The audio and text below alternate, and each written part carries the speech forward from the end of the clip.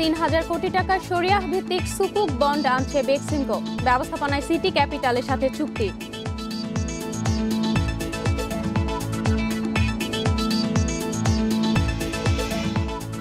জুলাই থেকে ২ লাখ টাকার বেশি শুল্ক পরিশোধ করতে হবে ই পেমেন্টে, এনবিআর এর নির্দেশনা।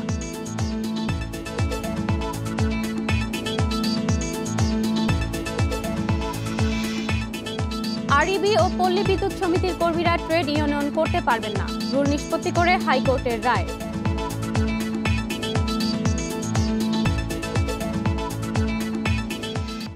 আমন্ত্রণ অর্থনীতি সারাদিনের সাথে আছে আমি ইশরাত সুমা। এতক্ষণ শুনছিলেন শিরোনাম, এবারে জানবো বিস্তারিত সংবাদ। ৩,০০০ কোটি টাকা শরিয়াহ ভিত্তিক সুকুক বন্ড আনতে সিটি ক্যাপিটাল রিসোর্সের সাথে চুক্তি করেছে বেক্সিমকো লিমিটেড। রোববার ধানমন্ডিতে বেক্সিমকোর কর্পোরেট হেডকোয়ার্টারে বন্ডের issue manager city bank capital রিসোর্সের সাথে এ চুক্তি সই হয়। নিয়ন্ত্রক সংস্থা বিএসইসির অনুমোদন পেলে এই বন্ডের নাম হবে বেক্সিমকো সুকুক আল ইস্তিসনা। বেক্সিমকো জানিয়েছে সুকুকের ফেস ভ্যালু হবে ১০০ টাকা। একজন বিনিয়োগকারীকে কমপক্ষে ৫০টি সুকুক কিনতে হবে। ৫ বছর মেয়াদী এই বন্ড দেশের ২ স্টক এক্সচেঞ্জেও তালিকাভুক্ত হবে।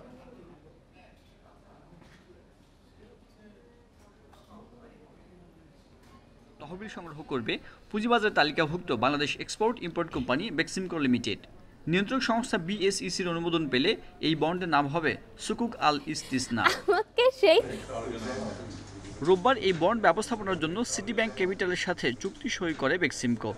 এতে নিজ নিজ প্রতিষ্ঠানের পক্ষে সই করেন বেক্সিমকো গ্রুপের পরিচালক ও সিটি ব্যাংক ক্যাপিটালের ব্যবস্থাপনা পরিচালক ও CEO.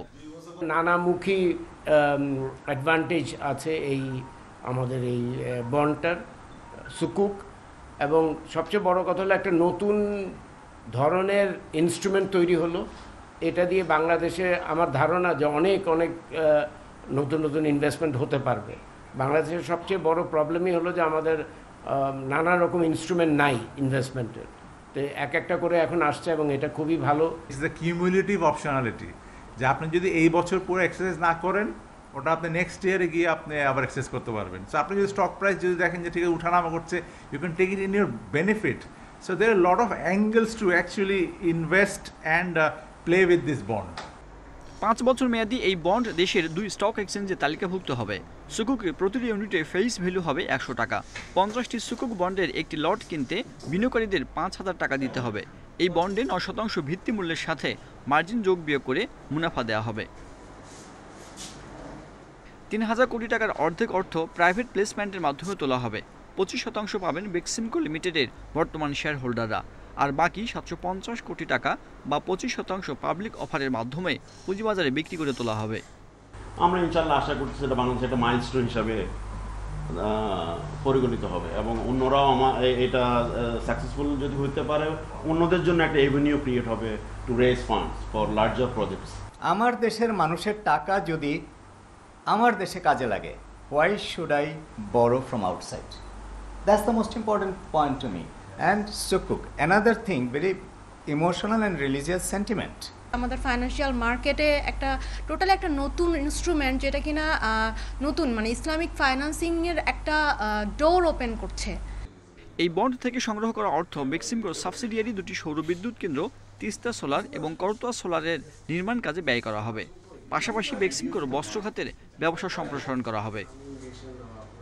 Sajjad Hossain, independent news, Dhaka. অবশেষে আমদানি রপ্তানিতে শুরু হচ্ছে ডিজিটাল পেমেন্ট ব্যবস্থা। জুলাই থেকে ২ লাখ টাকার বেশি শুল্ক কর পরিশোধ করতে হবে ই পেমেন্টের মাধ্যমে। এক বিজ্ঞপ্তিতে তথ্য জানিয়েছে জাতীয় রাজস্ব বোর্ড। বিজ্ঞপ্তিতে জানানো হয় আগামী বছর থেকে আমদানি রপ্তানিতে যে কোনো পরিমাণ কর ই পেমেন্টের মাধ্যমেই দিতে হবে, যার পরীক্ষামূলক ব্যবহার শুরু হচ্ছে এপ্রিল থেকে। এ বিষয়ে প্রয়োজনীয় ব্যবস্থা নিতে ব্যাংকগুলোকেও নির্দেশনা দিয়েছে এনবিআর। কর্মকর্তারা জানান জুলাই থেকে কাস্টমস হাউস, আইসিডি, কমলাপুরের সকল বিল অফ এন্ট্রি ও বিল অফ এক্সপোর্টের চার্জ, শুল্ক, কর ই পেমেন্টের মাধ্যমে করতে হবে। কর্মকর্তারা জানান এর ফলে কমে আসবে ব্যবসার খরচ, কমবে আমদানি রপ্তানির সময়।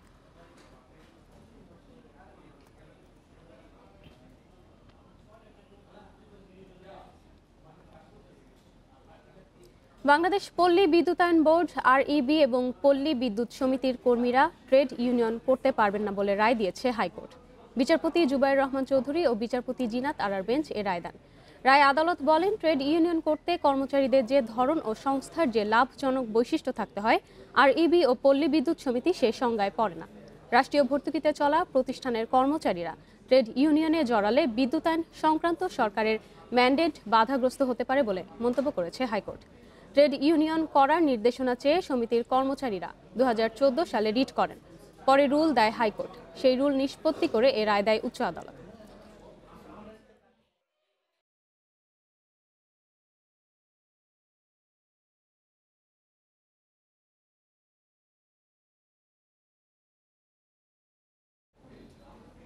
চলতি বছরে জানুয়ারি মাস পর্যন্ত মোবাইল ব্যাংকিংয়ে গ্রাহক সংখ্যা বেড়ে দাঁড়িয়েছে রেকর্ড 10 কোটির বেশি, আর গড়ে প্রতিদিন লেনদেন হচ্ছে 1846 কোটি টাকা। বাংলাদেশ ব্যাংকের মোবাইল আর্থিক সেবার হালনাগাদ পরিসংখ্যানে এ তথ্য তুলে ধরা হয়। প্রতিবেদনে বলা হয়, 2021 সালের জানুয়ারি মাসের শেষে মোবাইল ব্যাংকিংয়ে নিবন্ধিত গ্রাহক সংখ্যা দাঁড়িয়েছে 10,05,54,000-এ।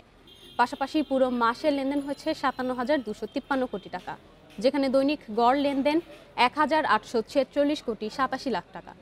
এছাড়া জানুয়ারি মাসে এমএফএস সক্রিয় গ্রাহক ছিল 3,24,13,000, যা ডিসেম্বরের তুলনায় 0.3% বেশি। প্রতিবেদনের তথ্য অনুযায়ী জানুয়ারি মাসে মোবাইল ব্যাংকিংয়ে রেমিটেন্স সংগ্রহ বেড়েছে 40%।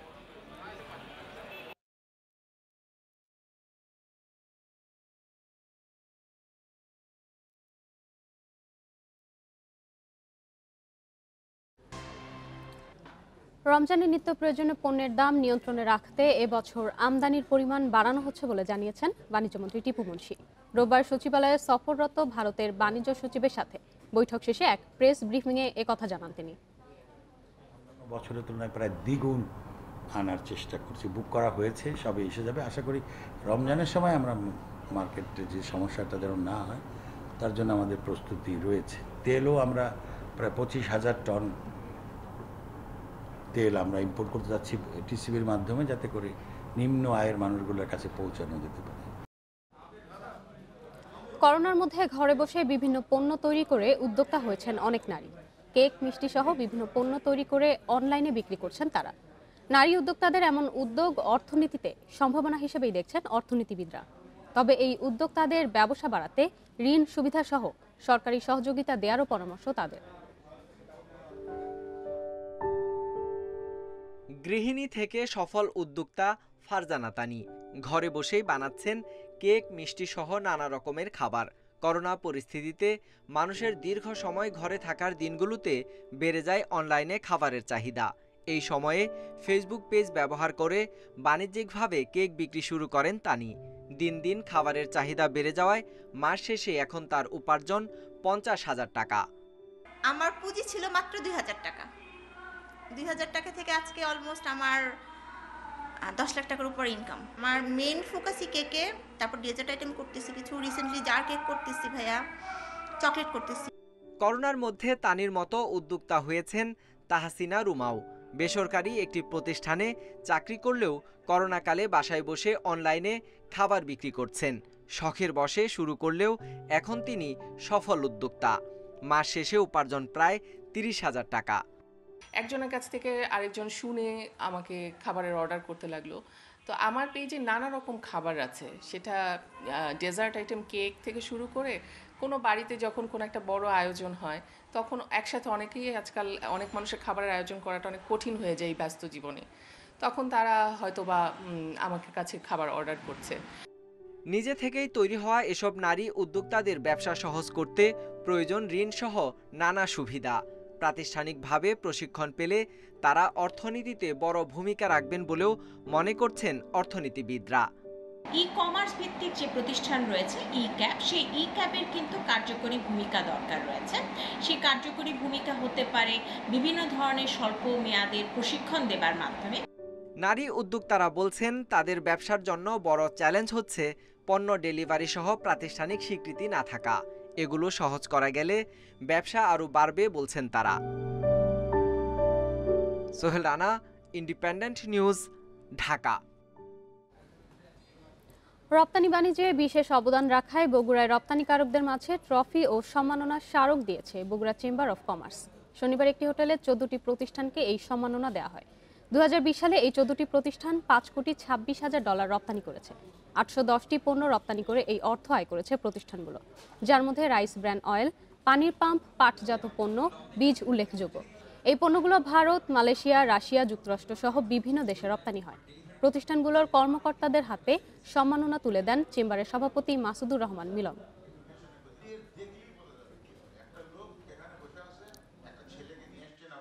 সন্তানকে সে নিয়ে এসে এখানে ঘুমাচ্ছে, কথা ভালো লাগতেছে না, কখন খাবার দেবে খাবো।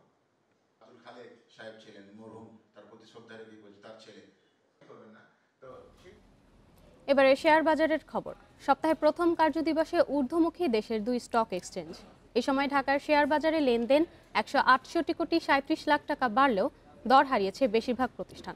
রোববার ডিএসইএক্স সূচক 68.51 পয়েন্ট বেড়ে অবস্থান করছে 5,584 পয়েন্টে।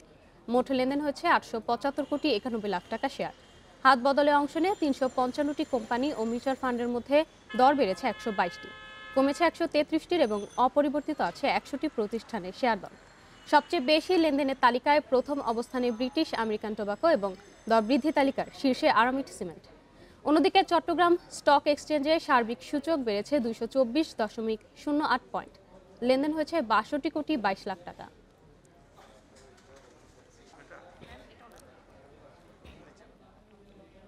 এবারে জানাবো বিশ্বের প্রধান মুদ্রার সাথে টাকার আজকের বিনিময় হার। অপরিবর্তিত রয়েছে যুক্তরাষ্ট্রের ডলারের দর, বিনিময় হচ্ছে 84 টাকা 90 পয়সায়। যুক্তরাজ্যের পাউন্ডের দর কমেছে, বিনিময় হচ্ছে 120 টাকা 49 পয়সায়। ইউরো দরও কমেছে, বিনিময় হচ্ছে 103 টাকা 21 পয়সায়। অপরিবর্তিত ভারতীয় রুপির দর, বিনিময় হচ্ছে 1 টাকা 22 পয়সায়। সৌদি রিয়ালের দর অপরিবর্তিত, বিনিময় হচ্ছে 22 টাকা 74 পয়সায়। দর অপরিবর্তিত আরব আমিরাতের দিরহামের, বিনিময় হয়েছে 23 টাকা 23 পয়সায়। কুয়েতি দিনারের দর কমেছে, বিনিময় হচ্ছে 281 টাকা 89 পয়সায়। কমেছে মালয়েশিয়ান রিঙ্গিতের দর, বিনিময় হচ্ছে 20 টাকা 95 পয়সায়।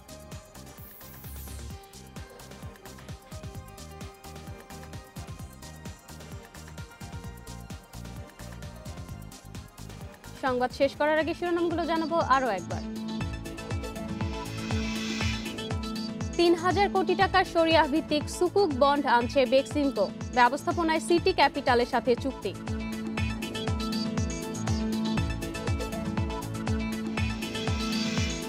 জুলাই থেকে 2 লাখ টাকার বেশি শুল্ক পরিশোধ করতে হবে ই পেমেন্টে, এনবিআর এর নির্দেশনা।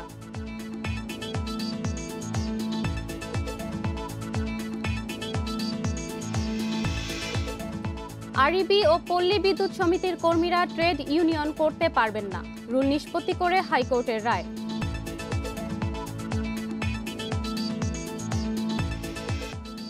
এই ছিল আজকের অর্থনীতি সারাদিনে। ইন্ডিপেন্ডেন্ট টেলিভিশনের সব খবর বিস্তারিত জানতে চোখ রাখুন ফেসবুক, ইউটিউব এবং টুইটারে। আমন্ত্রণ আমাদের পরের আয়োজনে।